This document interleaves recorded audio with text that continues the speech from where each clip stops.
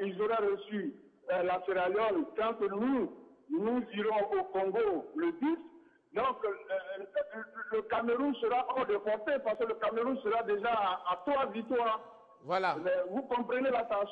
C'est un peu ça la difficulté. Voilà, merci beaucoup à vous, Sangaré Mamadou. Merci pour votre participation. Je vais le demander, les choses sont claires. Hein? Oui. Aujourd'hui, il ne faut pas oublier que la Sierra Leone, effectivement, est logée à Lubumbashi. C'est là que cette équipe de la Sierra Leone va jouer toutes ses rencontres.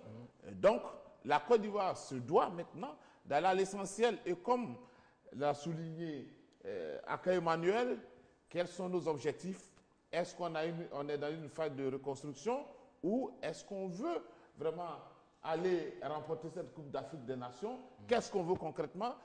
Juste un dernier tour avec vous sur le cas de la Côte d'Ivoire. Oui, justement, ce qui m'écoeure, moi, c'est qu'au-delà même des hésitations ou des lacunes tactiques, des mauvais choix d'Hervé Renard, c'est le don de soi de nos joueurs. Parce que moi, quand vous prenez le 11 de départ des Lions indomptables, mais attendez, Fabrice Ondoa joue à Barcelone, il a 18 ans. Ambroise Eyongo, 23 ans, il joue à New York, Red Bull, aux États-Unis. Jérôme Guioata, il joue à Valence, il a 19 ans. Clinton Ndié, 21 ans, celui qui a marqué les 2 buts, il a signé un doublé. Vincent Bouaka, 22 ans, à Porto. Benjamin Mukanjo, 25 ans, il joue à Reims. Mais attendez, quand vous comparez ces deux listes par rapport à des joueurs comme Gervinho, Yaya Touré, mais au-delà même des hésitations tactiques, mais c'est le don de soi. Il faut quand même se battre. On a vu les Camerounais sur tous les ballons, ils ont gagné des duels, ils sont allés au charbon. C'est de cela qu'il s'agit aujourd'hui. Moi, je pense qu'il a aussi, vraiment, c'est véritablement un problème. Allez-y pour votre réaction. Je pense que là, on ne peut pas jouer et la compétition et la reconstruction. Je pense que c'est deux choses qui sont... Il faut faire un choix. Ou on veut reconstruire une équipe, ou on veut gagner la CAN 2015. Je pense que les deux choses ne peuvent pas aller ensemble. Tout à l'heure, Choix lui a donné la moyenne d'âge pratiquement de l'équipe du Cameroun, comparativement à celle de la Côte d'Ivoire. La moyenne d'âge est beaucoup plus élevée. Le Cameroun est véritablement en pleine reconstruction.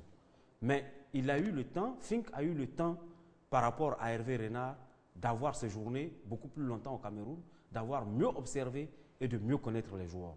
Je pense que la différence est faite. Allez-y, moi, j'ose espérer que c'est un coup malchanceux. Mais nous avons relevé quand même beaucoup d'aspects, d'autres tactiques, d'autres techniques, qui montrent que cette équipe n'était pas au top. Il est mieux de perdre une fois 4-1 que de perdre 4 fois 1-0, voilà, 1-0. Mais il faut le reconnaître que, à mon sens, Hervé Renard doit faire un choix. Est-ce qu'il choisit l'option de reconstruction? Auquel cas, tout le monde est d'accord que des catastrophes de ce genre peuvent arriver. Mais si on veut concilier les deux, il faut qu'on soit beaucoup plus performant que ce qu'on a fait. Parce que jusqu'alors, on n'a pas résolu notre problème de fond, dont parlait Serge tout à l'heure, à savoir l'engagement, la capacité à se sublimer des Ivoiriens. C'est ce qui nous a... Vous avez vu à quelle allure jouaient les Camerounais? Voilà, c'est ça. Ce que je voulais quand même signaler des éléments qui sont importants. Vous savez, quand on a un effectif en face de nous qui est jeune et qu'en face nous avons des joueurs expérimentés, je pense que le vécu, l'expérience doit permettre à Côte d'Ivoire de faire la différence. Mais doit constituer un atout quand on joue à l'extérieur. Mais à aucun moment, ces anciens-là n'ont recadré les jeunes de l'équipe pour permettre de faire la différence. La différence, c'est qu'au niveau camerounais, tout le monde le sait, que ce soit les générations anciennes ou les générations de maintenant, la marque de fabrique du Cameroun, c'est l'impact, l'engagement, les lions indomptables. Ce regard de tueur, cette équipe qui vient avec la Grinta, qu'elle joue à l'extérieur, qu'elle joue à l'extérieur ou qu'elle joue chez elle, la marque de fabrique camerounaise est reconnue, elle est de mémoire collective, on sait comment elle joue. La Côte d'Ivoire a toujours joué sans, avec l'aspect technique. Écoutez, mais le problème c'est quoi? C'est qu'aujourd'hui en Côte d'Ivoire, on a masqué beaucoup de choses. Le projet de jeu de cette équipe n'existe pratiquement pas. On s'attend toujours à des exploits individuels de certains joueurs. Et notre équipe a été surévaluée. Meilleure équipe d'Afrique, oui, mais pendant 10 ans sans avoir remporté quelque chose. 3 participations mondiales, oui, mais quand une équipe vient sans complexe et fait fi du nom Yaya Touré, Gervinho ou Drogba et joue en les attaquant de face, cette équipe, non, je veux le dire, maintenant, Hervé Renard a un gros chantier à faire. Il faut être humble et savoir que la vie d'un entraîneur est rythmée de défaites, de matchs nuls et de victoires. Il faut que les 22 millions d'Ivoiriens qui sont 22 millions d'entraîneurs qui ont chacun leur classement en tête comprennent que pour les débuts, on peut faire des ratés. Voilà, merci beaucoup à vous. On va passer donc au groupe A où évolue l'équipe du Congo, Soudan, Afrique du Sud, Nigeria. Le Nigeria qui a commencé timidement cette compétition avec une équipe du Congo qui a enregistré déjà 2 victoires. Ça signifie tout simplement qu'il y a aussi danger dans cette poule. Oui, vous savez que le Congo de Claude Leroy, il s'appuie sur les joueurs locaux. Ils sont allés, il a fait effectuer le déplacement de Calabar avec 6 locaux, des joueurs qui évoluent au Léopard FC d'Olivier. Et vous avez vu le résultat, sans complexe, des joueurs locaux qui sont allés battre les Super Eagles sur ce stade mythique où ils perdent rarement. Donc c'est pour vous dire aujourd'hui que cette équipe du Congo est véritablement en train de monter en puissance. Dans cette poule-là, c'est une équipe qui va se faire entendre. Koulibaly Seydou. Oui, je pense que tout à l'heure, on a parlé un peu de la Côte d'Ivoire et du Cameroun, mais c'est un peu à l'image du Nigeria, parce que le Nigeria a pris un peu de haut cette équipe du Congo. On s'est dit, bon, le Nigeria, c'est quand même une grosse artillerie, le champion d'Afrique en titre, mondialiste, par rapport au Congo qui, depuis un moment, est en train de chercher ses heures de gloire, de chercher à retrouver ses heures de gloire. Et là, le Nigeria a été terriblement surpris par la réactivité de cette équipe-là, une équipe homogène, une équipe faite de joueurs locaux qui véritablement n'a pas eu froid d'affronter le champion d'Afrique en titre. Et puis le Congo confirme encore aujourd'hui en battant le Soudan à domicile. Donc le Congo montre que dans cette poule, malgré la présence de l'Afrique du Sud et du Nigeria, que les gens voyaient un peu comme étant les grosses écuries, que le Congo a sa place. Perdre 3-2 contre le Congo au Nigeria, c'est aussi catastrophique que la défaite de la Côte d'Ivoire. Mais au-delà de tous ces aspects, moi, le constat que je fais, c'est que beaucoup d'équipes africaines sont en nette progression. Est-ce dû au fait qu'il y a beaucoup plus d'expatriés dans beaucoup de pays par rapport à ce qu'on connaissait au départ, c'est-à-dire uniquement le Cameroun, le Sénégal, la Côte d'Ivoire, le Mali et tout ceci? Aujourd'hui, on peut le dire, il y a un resserrement des valeurs des équipes africaines, ce qui fait que pour dominer ou pour avoir la suprématie, il ne suffit plus d'aligner des noms, mais il faut allier non seulement le talent, mais aussi une dose de combativité au-dessus de la moyenne. Aujourd'hui, presque toutes les équipes africaines se valent. Il y a certainement une sorte de nivellement des valeurs, peut-être pas tellement au sommet, mais il y a un resserrement, un tassement au milieu de tableau. Et il va falloir batailler dur pour qu'on puisse arriver au premier plan. C'est Dakouri. Je dirais que la victoire du Congo, quand même, est aussi un peu le fait de Claude Leroy, qui a fait une prospection d'ensemble qui dure. Les 2 bêtes noires de ce match sont des gens qui viennent de commencer avec la sélection. Thierry Boufouma et Prince Onyangé ont été les bêtes noires, Thierry Boufouma. L'équipe du Nigeria est pour moi en rodage. N'oublions pas de dire que l'Osatu quand même a été mondialiste. Et nous sommes en début de saison, certains ne sont pas en jambes. Effet Ambrose, Obuabona Wilfried, Kenneth Meruo, John Obi Michael. Non, mais je veux dire, cela n'enlève rien au mérite de l'équipe du Congo. Mais je dis, il ne faut pas oublier que nous sommes quand même en début de saison et il y a beaucoup de stars qui sont en rodage, beaucoup viennent de la Coupe du Monde. La plupart n'ont pas pu être. Mais Claude Leroy a mis un bon équipe qui a surpris Stéphane Keshi sur ses installations. Mais cela n'enlève rien au cas. Je veux dire, dans la continuité, vous aurez un Nigeria encore un peu plus performant dans 3 mois. Mais comme on le disait tout à l'heure, Aka Emmanuel, il y a un resserrement des valeurs au niveau de l'Afrique. Et toutes les équipes, il n'y a plus de petites équipes. L'équipe la plus déterminée, l'équipe qui est la plus en jambes, peut donner le tournis à n'importe quelle équipe de stars. Alors, cet état de fait qu'on a constaté entre Nigeria et Congo peut arriver à tout moment. Voilà. Et donc, c'est pour dire que personne n'est à l'abri d'une surprise en football aujourd'hui sur le continent africain. Personne n'est à l'abri. Alors, avec vous, je dois le demander, il y a ce groupe B où on parle du Malawi et puis de l'Éthiopie, de l'Algérie et du Mali. Quand on prend tout de suite cette poule, c'est l'Algérie et le Mali qu'on voit. Oui, même si aujourd'hui l'équipe de Malawi s'est imposée 3-2 face à l'Éthiopie. Oui, justement, en fait, dans ce groupe B, les deux favoris, c'est l'Algérie et le Mali. Ça, c'était avant le coup d'envoi sur papier, avant le coup d'envoi du tournoi. L'Algérie est en train de confirmer son rang de mondialiste. Christian Gourcuff, qui a succédé à Baïd, a trouvé une équipe déjà en place. Là, il est sur la lancée de la Coupe du Monde. L'équipe d'Algérie, je crois, sera intouchable dans ce groupe. C'est une équipe qui, on l'a vu à la Coupe du Monde, une équipe joueuse, une équipe qui tactiquement est bien placée. Et puis collectivement, c'est une équipe qui est aussi bien placée. Et je pense que cette équipe d'Algérie, là, logiquement, devra pouvoir se tirer d'affaire dans ce groupe B. Maintenant, le Mali, qui a aussi une équipe en reconstruction avec des binationaux qui sont arrivés. Cette équipe aussi, il faut faire attention au Mali aussi. Le Mali peut se qualifier dans ce groupe B. Koulibaly Seydou? Oui, il y a eu d'abord cette première journée où on a vu le Mali battre le Malawi 2-0. Et puis l'Algérie qui a fait un très bon résultat en allant gagner en Éthiopie 2-1. Et avec un nouvel sélectionneur qui est Christian Gourcuff. Et puis je pense qu'aujourd'hui, il y aura une véritable finale puisque l'Algérie reçoit le Mali dans cette poule-là.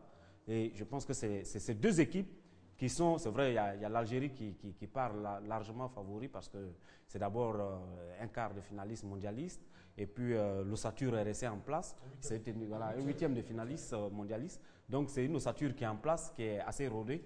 Et c'est vrai qu'il y a un changement d'entraîneur, mais peu de choses ont changé puisqu'on a vu la manière avec laquelle cette équipe allait s'imposer en Éthiopie. Mais le Mali a quand même encore beaucoup de réglages à faire parce que j'ai vu le match Malawi-Mali, ça a été quand même assez laborieux, même s'ils ont battu le Malawi 2-0. Aka Emmanuel, allez-y, on va vous laisser parler de la réaction du Burkina Faso dans le groupe C, le Burkina Faso qui est allé s'imposer en Angola 3-0. Mais disons que le Burkina est dans la continuité de ce qu'elle nous a montré depuis sa dernière finale de la CAN. Le Burkina a fini sa phase de construction et je crois qu'aujourd'hui cette équipe burkinabé est arrivée à un niveau quand même assez appréciable. Pour l'instant, ils dominent la poule. Pour l'instant, ils dominent leur poule et je crois qu'avec le Gabon, ce seront certainement les deux équipes à prendre très au sérieux, même si les autres ne déméritent pas. Mais ce qui est sûr, c'est que le Burkina est en véritable phase de progression. Et la dernière fois, les écouter après leur victoire contre le Lesotho, je crois, contre le Lesotho, on sent une certaine maturité au niveau des joueurs burkinabés. Et c'est ça qui est le plus important. On sent qu'ils ont atteint un autre palier et cette équipe va nous réserver beaucoup de surprises, à mon sens. Serge Kouri, vous allez intervenir sur la prestation au niveau du groupe E, où le Togo et l'équipe du Ghana se sont affrontés aujourd'hui même, avec une victoire du Ghana sur le Togo. C'est vrai que les Togolais ont eu une très belle réaction, mais peut-être l'expérience côté ghanéen a prévalu. Écoutez, au niveau ghanéen, au niveau du staff technique, James Kwesi Appiah conduit toujours les mêmes rênes.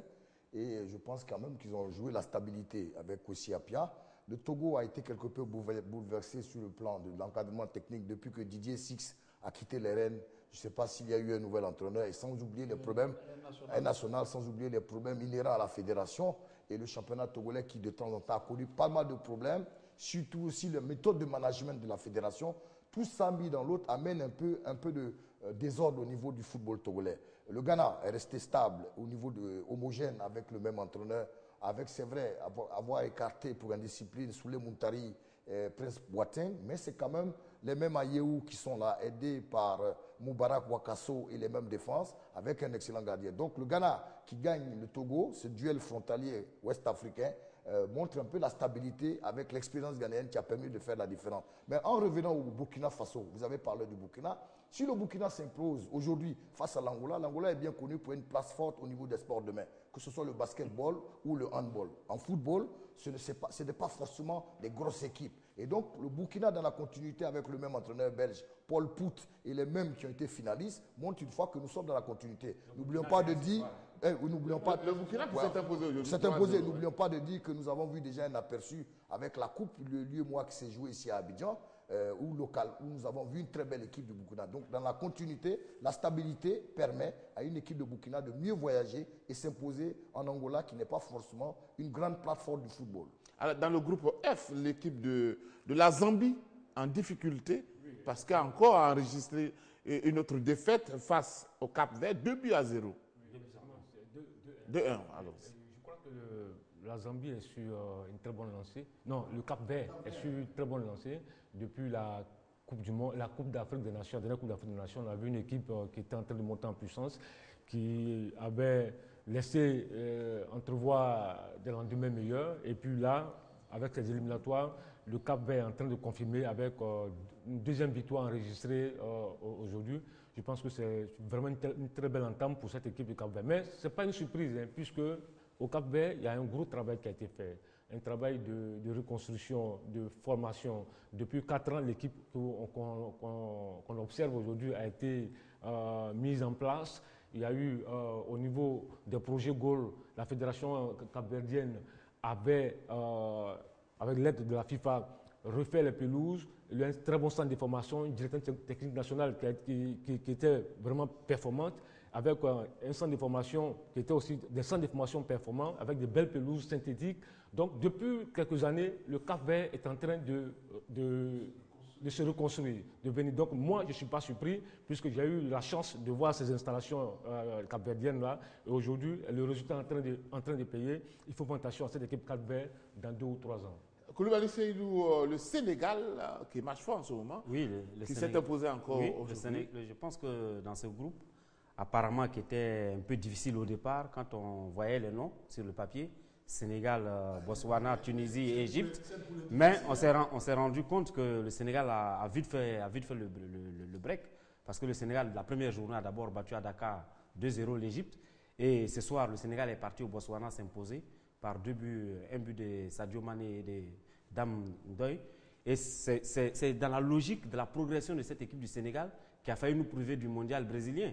Parce qu'on a vu Alain Giresse en train de faire un véritable travail de reconstruction. Donc je pense que dans cette poule-là, le Sénégal est bien parti. Surtout que la prochaine journée, le Sénégal va recevoir la Tunisie. Mais ce soir aussi, il faut dire qu'il y a un Égypte-Tunisie de feu. Ce que je voulais dire, c'est que il faut savoir raison garder. Hein. Nous ne sommes qu'à la 2e journée. Il y a encore 4 matchs. Il y a encore 4 matchs à jouer. Espérons tout simplement que Hervé Renard aura trouvé les réglages qu'il faut, ne serait-ce que pour nous qualifier pour Maroc 2015. Parce qu'il est hors de question de prétendre remporter la Coupe d'Afrique. Mais au moins qu'on soit très clair dans nos objectifs, et il faut le souligner, nous ne sommes qu'à la 2e journée. Le football nous réserve tellement de surprises qu'il ne faut pas aller trop vite en besogne. Regardez Volker Fink, l'entraîneur camerounais. Au sortir du mondial, la majorité des Camerounais n'en voulaient plus. Roger Mila avait dit que pendant 2 ans, ce monsieur n'avait pas entraîné, on ne sait pas où on l'a sorti. Aujourd'hui, c'est un dieu. Comme quoi, le football, les gens sont versatiles. Il a gagné la Côte d'Ivoire, mais au début, quand vous regardez l'entame de ce match, il était craintif. Et donc, c'est pour dire qu'on peut avoir des débuts poussifs avec des ratés et par la suite, tirer les leçons et améliorer l'effectif. Mais je dis, le cancer ivoirien, c'est la qualité du jeu collectif. Nous sommes toujours tributaires des noms ronflants et des exploits individuels. Il faut que dorénavant, on change la qualité du jeu. Car aujourd'hui, sur le continent africain, il y a un véritable resserrement des valeurs. Et regardez le Sénégal. 3 centres de formation de qualité comme la SEC. Il y a Génération Foot, il y a Sacré-Cœur, il y a Diamba. Quand vous y allez, on prépare les vedettes de demain, comme Idrissa Gana Gueye, comme le jeune que vous voyez sur le côté gauche. Au Sénégal, tout le monde a compris en Afrique qu'il faut amener des gens avec des projets de jeu, une qualité de championnat de jeunes, de cadets, et aussi mettre des jeunes dans l'antichambre. Kessié, que vous voyez qui a joué les libéraux. Mais logiquement, c'est un junior qui tape déjà dans l'antichambre des seniors. Il est capitaine cadet. Il faut que cette génération-là, il faut que cette génération-là, qui a été champion cadet et junior, puisse être jetée de manière par petite dose dans la sélection senior, pour que cela permette à des gens qui sont des cadres d'être en concurrence. Il n'y a pas de chasse gardée pour quelqu'un en équipe nationale. Ils sont beaucoup d'Ivoiriens qui veulent jouer en sélection. Alors, on va écouter... Mettez les meilleurs. C'est d'accord, on va écouter Rigo Gervais. Bonsoir. Bonsoir. Alors, Rigo Gervais, vous avez eu le temps de suivre ces éliminatoires. Vous savez que vous allez évoluer pour le dernier carré avec Al-Ali d'Égypte, Coton Sport de Garoua, AC Léopard de Lézy. Vous avez eu une idée déjà de ces joueurs qui évoluent dans ces différentes équipes nationales. Est-ce que vous savez ce qui vous attend maintenant? Bon, avant cette confrontation, on savait déjà ce qui nous attendait. C'est des équipes qui sont costauds, qui n'ont pas échappé leur place à ce niveau-là. Donc, on sait à quoi s'attendre. On sait que c'est du costaud. Il faut se préparer sérieusement. Alors, quand vous dites qu'il faut se préparer sérieusement, on sait que le championnat n'a pas démarré ici à Abidjan. C'est vrai que vous êtes débrouillé, vous êtes arrivé là où vous êtes, mais aujourd'hui, les choses se présentent aussi difficiles. Hein? Ils ne sont pas débrouillés, ils ont beaucoup de mérite. Ils ont la chance aussi d'avoir des joueurs sélectionnés en équipe nationale. Hein? Quand tu regardes l'équipe d'AC Léopard, ils ont 5 joueurs en équipe nationale, 3 défenseurs, un milieu de terrain et un attaquant. C'est pas rien. Mais il faut dire qu'au niveau de ces confrontations-là, on a eu aussi des gens d'adversaires, surtout notamment contre les Tunisiens, les Égyptiens et puis contre les Indiens dernièrement. Je pense qu'on a notre petite idée. On essaie, ce qui est difficile chez nous, c'est que le championnat a arrêté. Donc on essaie de garder le rythme à travers les matchs amicaux, multiplier les matchs amicaux 2 fois par semaine et puis attendre le 21 pour pouvoir jouer le match contre l'AC Léopard. Voilà, prendre une bonne option. Vous savez qu'au niveau de l'AC Léopard, il y a beaucoup de joueurs hein, qui... Oui, allez-y. Bonsoir, Rigo. Oui, surtout que le Congo. Voilà. Je ne sais pas, quelles sont vos ambitions par rapport à cette deuxième phase de cette Coupe d'Afrique? On veut jouer la finale.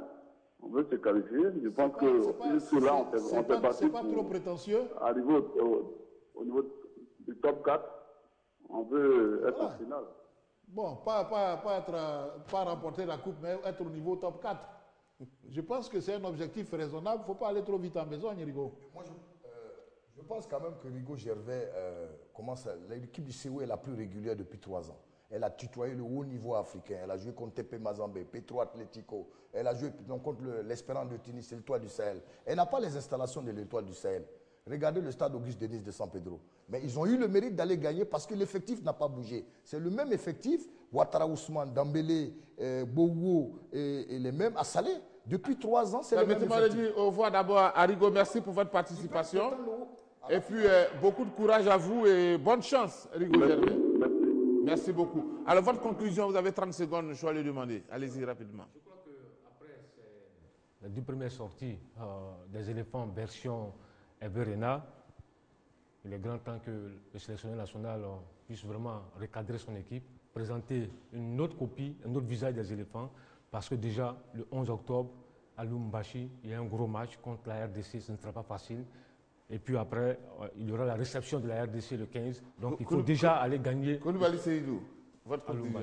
Oui, je pense que le calendrier dans sa mise en forme est favorable aux éléphants qui pourront recevoir et la RDC et le Cameroun successivement.